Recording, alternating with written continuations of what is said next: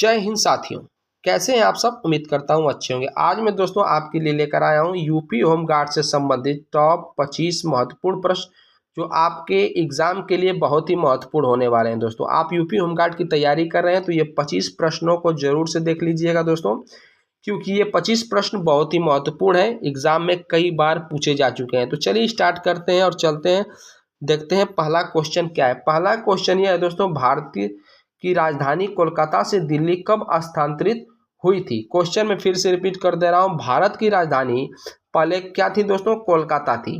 पहले कौन सी राजधानी थी भारत की, कोलकाता से दिल्ली कब स्थानांतरित हुई थी, तो 1911 में। कब हुई थी दोस्तों, उस समय गवर्नर जनरल कौन था दोस्तों, आप लोग कमेंट बॉक्स में जरूर बताइएगा। आगे बढ़ते हैं। सेकेंड क्वेश्चन, संविधान के मौलिक अधिकारों में से कौन सा अधिकार शामिल नहीं किया गया।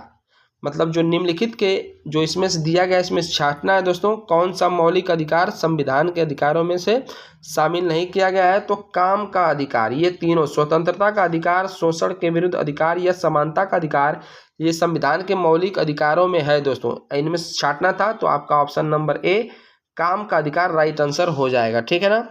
आगे बढ़ते हैं। नेक्स्ट क्वेश्चन है, प्रश्न है, विश्व का सबसे बड़ा संविधान किस देश का है। विश्व का सबसे बड़ा संविधान बताना है आप लोगों को।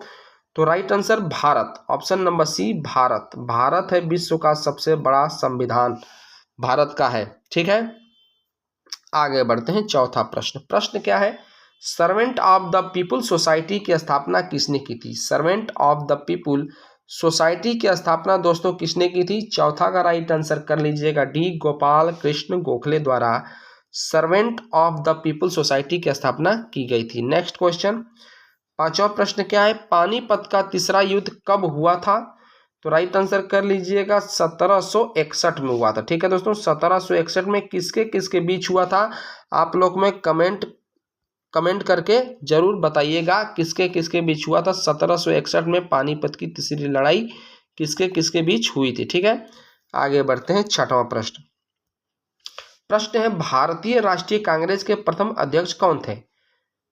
प्रथम अध्यक्ष पूछ रहा है दोस्तों, तो ए ओ हेउम, ऑप्शन नंबर ए आप लोग राइट आंसर कर लीजिएगा। ठीक है। चलिए नेक्स्ट क्वेश्चन। सातवां प्रश्न क्या है, राज्यसभा के सदस्यों का कार्यकाल कितने वर्ष का होता है। राज्यसभा के सदस्यों का कार्यकाल कितने वर्ष का होता है। तो 6 वर्ष का होता है दोस्तों, 6 वर्ष का होता है राज्यसभा के सदस्यों का कार्यकाल। ठीक है। चलिए नेक्स्ट क्वेश्चन, भारत भारती के लेखक कौन थे। भारत भारती के लेखक कौन थे दोस्तों, ये एग्जाम में बहुत बार पूछा जा चुका है, वेरी वेरी इंपॉर्टेंट कर लीजिए इसे। तो राइट आंसर हो जाएगा ऑप्शन नंबर सी, मैथिली शरण गुप्त, आपका राइट आंसर हो जाए। भारत भारती के लेखक दोस्तों मैथिली शरण गुप्त हो जाएगा। ठीक है ना। चलिए आगे बढ़ते हैं। महाबलीपुरम के मंदिरों का निर्माण, महाबलीपुरम के मंदिरों का निर्माण किसने करवाया था। तो ऑप्शन नंबर ए, पल्लव ने करवाया था, option number A right answer कर लीजिएगा। ठीक है ना। चलिए आगे बढ़ते हैं। 10वां प्रश्न, भारतीय राज्य की प्रथम महिला राज्यपाल कौन थी। भारतीय राज्य की प्रथम महिला राज्यपाल कौन थी। तो राइट आंसर हो जाएगा option number B, Sarojini Naidu. Sarojini Naidu ji थी। ठीक है ना, सरोजिनी नायडू।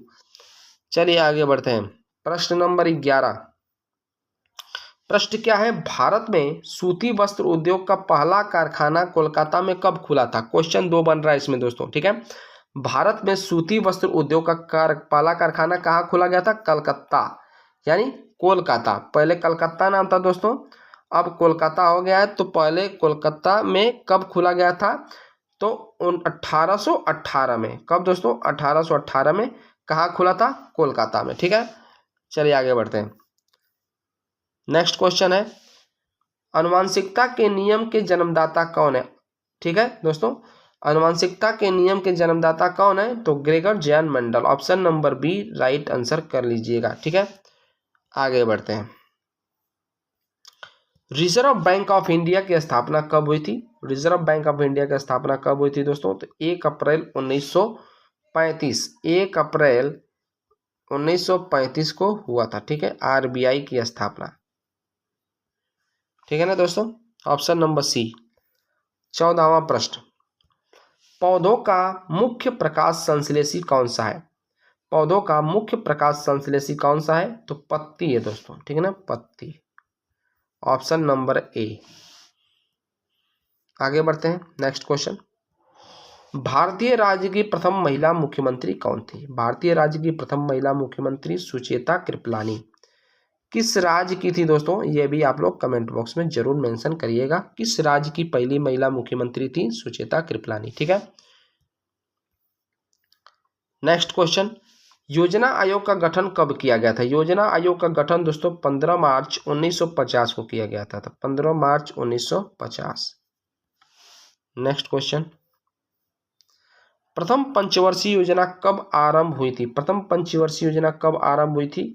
तो 1 अप्रैल 1951, 1 अप्रैल 1951 को प्रथम पंचवर्षीय योजना लागू या आरंभ हुई थी, ठीक है। 18वां प्रश्न, डायमंड किस खेल के परिसर को कहा जाता है? डायमंड किस खेल के परिसर को कहा जाता है? तो baseball. Option number b baseball आप लोग राइट आंसर कर लीजिएगा, ठीक है ना। नेक्स्ट क्वेश्चन है, भारत में यह कौन प्रमाणित करता है कि अमुक विधेयक धन विधेयक है? दोस्तों सिंपल सा प्रश्न है, समझना है इसको।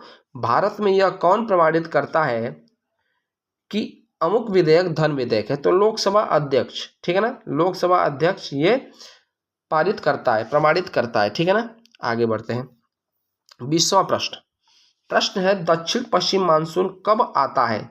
दक्षिण पश्चिम मानसून कब आता है? तो मई सितंबर में आता है, ऑप्शन नंबर सी, मई सितंबर में दक्षिण पश्चिम मानसून आता है, ठीक है ना। आगे बढ़ते हैं, 21वां प्रश्न क्या है, किस प्रदेश में पूरे साल वर्षा होती है? किस प्रदेश में पूरे साल वर्षा होती है? तो विषुवतीय प्रदेश में, ऑप्शन नंबर ए, विषुवतीय प्रदेश में, विषुवतीय प्रदेश में पूरे साल वर्षा होती है, ठीक है ना। नेक्स्ट प्रश्न है, उबेर कप का संबंध किस खेल से है? उबेर कप का संबंध किस खेल से है? तो राइट आंसर हो जाएगा बैडमिंटन। बैडमिंटन का जो उबेर कप संबंधित है दोस्तों, option number D right answer कर लीजिएगा। नेक्स्ट क्वेश्चन है, भारतीय रेलवे का संग्रहालय कहाँ स्थित है? तो नई दिल्ली, न्यू दिल्ली में स्थित है, ऑप्शन नंबर ए, भारतीय रेलवे का संग्रहालय नई दिल्ली में स्थित है, ठीक है ना। नेक्स्ट क्वेश्चन, उत्तर पश्चिम रेलवे का मुख्यालय कहाँ स्थित है? उत्तर पश्चिम रेलवे का मुख्यालय कहाँ स्थित दोस्तों? जयपुर, पिंक सिटी जयपुर में उत्तर पश्चिम रेलवे का मुख्यालय स्थित है। लास्ट प्रश्न है दोस्तों, प्रश्न क्या है, केरल के तट को क्या कहते हैं? केरल के तट को क्या कहते हैं? तो मालाबार तट कहते हैं, मालाबार तट कहते हैं दोस्तों। वीडियो आपको अच्छा लगा तो लाइक और सब्सक्राइब जरूर कर दीजिएगा दोस्तों, क्योंकि मैं आपके लिए ऐसा ही प्रश्न लाता रहूँगा।